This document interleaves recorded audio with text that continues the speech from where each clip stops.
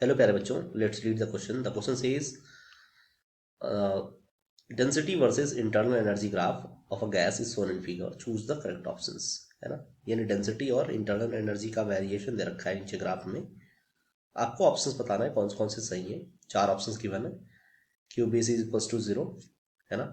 Work done from B to C equals to zero, work done from C to A will be negative, and work done heat energy from equals to greater than 0.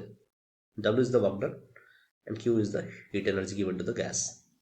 Now we will have already density equal to mass by volume, है ना। हम A से B पहले देख रहे हैं, from A to B। ये बात ध्यान रखिए आप, फ्रॉम A टू B। तो A टू B के लिए डेंसिटी इक्वल टू क्या हो जाएगा, मास बाई वॉल्यूम। अगर density equal to mass by volume तो यहाँ पर डेंसिटी तो कांस्टेंट है। ए से बी तक के लिए देखो डेंसिटी कांस्टेंट है, तो यहाँ पे क्या इंप्लाइज कर रहा है कि वॉल्यूम भी क्या होगा, कांस्टेंट होगा। चलो मान लो अगर वॉल्यूम कांस्टेंट है तो change in volume will be equals to zero, है ना। So change in volume will equal to zero. और इस कंडीशन में अगर वॉल्यूम जीरो होगा तो वर्क डन भी जीरो, और अगर वर्क डन जीरो होता है तो फर्स्ट लॉ ऑफ थर्मोडायनेमिक्स से क्या हो जाएगा, फर्स्ट लॉ ऑफ थर्मोडायनेमिक्स से हो जाएगा डेल्टा यू इक्वल्स टू, है ना, delta U equals to Q कह सकते हैं हम, delta U equal to Q. तो क्यू की वैल्यू क्या हो जाएगी यहाँ पर, डेल्टा यू के बराबर। और डेल्टा यू क्या है, पॉजिटिव है। डेल्टा यू क्या होगा बेटा, पॉजिटिव होगा, क्योंकि एनर्जी क्या हो रही है, इंक्रीज कर रही है एक्स एक्सिस पे, है ना। तो यानी कि हम कह सकते हैं कि Q will be positive from A to B, यानी कि डी ऑप्शन जो है हमारा वो एक सही ऑप्शन है। नाउ मूविंग फर्दर, आगे मूव करते हैं। जैसे हम आते हैं किसके ऊपर, बी टू सी से, है ना। यानी कि अब आते हैं बी से सी तक पे। So from B to C, from B to C. तो बी से सी तक के लिए रो इज, देखो आप दोनों चीजें घट रही हैं, यानी कि rho is proportional to u. जब density is proportional to u तो density is equals to proportional to one by V भी होता है, मास अगर कांस्टेंट हो तो यहां से क्या इंप्लाइज करता है, यहां से इंप्लाई कर रहा है ये कि अगर ऐसी सिचुएशन फॉलो हो रही है then U is also proportional to T, यानी जैसे टेम्परेचर बढ़ाओगे इंटरनल एनर्जी बढ़ती है। अब इंटरनल एनर्जी बढ़ेगी तो पहले और दूसरे इक्वेशन से हम कह सकते हैं क्या, कि T is inversely proportional to V. जब T is inversely proportional to V तो हम कह सकते हैं कि अगर डेंसिटी क्या हो रही है, घट रही है, डेंसिटी ऑब्वियसली घट रही है, तो वॉल्यूम क्या होगा उस केस में बेटा, वॉल्यूम क्या होगा, बढ़ेगा। अगर वॉल्यूम बढ़ रहा है, if volume is getting increases then what we can do now, तो डेल्टा वी क्या आ जाएगा, डेल्टा वी आएगा बेटा आपका पॉजिटिव। अगर वॉल्यूम बढ़ रहा है तो डेल्टा वी पॉजिटिव आएगा, और इस कंडीशन में यू प्रोपोर्शनल टू टी, है ना। तो क्या हो जाएगा, T inversely proportional to V, और यहाँ बताया ही था हमने। तो ये value T V equals to क्या हो जाएगी, टी वी इक्वल्स टू हो जाएगा कांस्टेंट, है ना।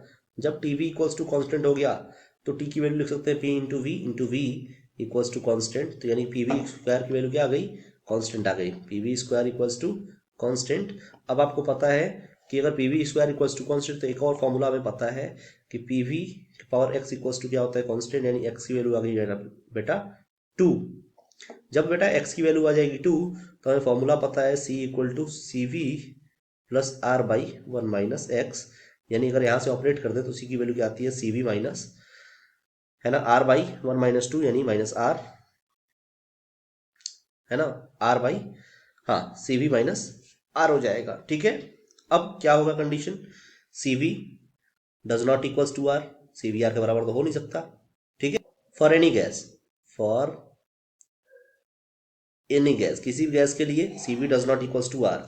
जब सी वी आर के बराबर नहीं होगा तो इस कंडीशन क्या होगा, सी डज नॉट इक्वल्स टू, है ना, जीरो।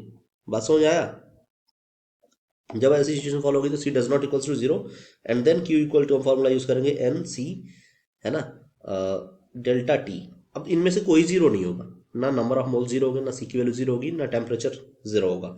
अगर पूरी जीरो वैल्यू जीरो नहीं होगी देन हम कह सकते हैं कि क्यू की वैल्यू क्या मिलेगी, आपकी वैल्यू बेटा पॉजिटिव मिलेगी, है ना। यानी क्यू की वैल्यू बी से सी तक के लिए क्या मिलेगा, पॉजिटिव। लेकिन यहाँ पर जीरो बोला है तो first option will be wrong, है ना। अच्छा, दूसरी बात बोला है ना, दूसरी बात बोला है बी से सी तक के लिए, है ना, वर्क डन। अभी हम बात करेंगे लास्टली, सबसे पहले बात कर लेते हैं किस पे, सी टू ए पर, है ना। अगर हम चल रहे हैं यहाँ पर सी टू ए पर, so moving to the next slide. हाँ, तो अब आते हैं किस पे, सी टू ए पर। तो फ्रॉम सी टू ए, तो जब सी टू ए पर आ जाते हैं अपन, तो हमें क्या ऑब्जर्व होता है, लेट्स गो। सी टू ए में क्या दिख रहा है हमें, एक बार हम पिक करते हैं इसको। सी टू ए में दिख रहा है कि डेंसिटी इंक्रीज हो रही है, लेकिन energy is getting constant. Energy क्या है बेटा, आपका कांस्टेंट है, बस क्या इंक्रीज हो रहा है, डेंसिटी इंक्रीज हो रही है। जब डेंसिटी इंक्रीज होगी और कांस्टेंट है क्या आपका, सॉरी, डेंसिटी इंक्रीज हो रही है और कांस्टेंट क्या है आपका, हीट एनर्जी कांस्टेंट है, यानी कि एनर्जी कांस्टेंट है, सिंपल कह सकते हैं। चलो, तो सी टू ए तक के लिए क्या हो जाएगा, density is inversely proportional to volume होता है, डेंसिटी इंक्रीज कर रहा है ना, तो क्या होगा, वॉल्यूम बहुत जल्दी से डिक्रीज करेगा, है ना। तो अगर डेंसिटी इंक्रीज करता है, वॉल्यूम डिक्रीज करेगा, वॉल्यूम डिक्रीज करता है तो डेल्टा वी क्या आएगा, लेस देन जीरो, यानी कि निगेटिव आएगा। इसकी वैल्यू क्या आएगी, निगेटिव आएगी। अब जब डेल्टा वी निगेटिव आ जाएगा, तो इस केस में वर्क डन तो ऑब्वियस है निगेटिव आएगा। अगर डेल्टा वी निगेटिव आ जाएगा तो वर्क डन भी निगेटिव आएगा, यानी कि W will be less than zero. आते हैं ऑप्शंस पे, है ना। तो यानी कि सी ऑप्शन आपका सही है, सी से ए तक के लिए वर्क डन की वैल्यू निगेटिव आ गया। बेटा एक बात देखो, बी से सी तक के लिए जो वर्क डन आएगा ना, एनर्जी तो पॉजिटिव है यार, है ना। जब एनर्जी पॉजिटिव तो वर्क डन भी तो पॉजिटिव होगा। इस केस में क्या हो जाएगा, जो work done from B to C है वो जीरो नहीं होगा, ये भी गलत है। यानी कि जो सही ऑप्शन है वो क्या है, सही ऑप्शन बेटा आपके हैं सी एंड डी, है ना, will be your correct option for this question. I hope you understood it well, all the best.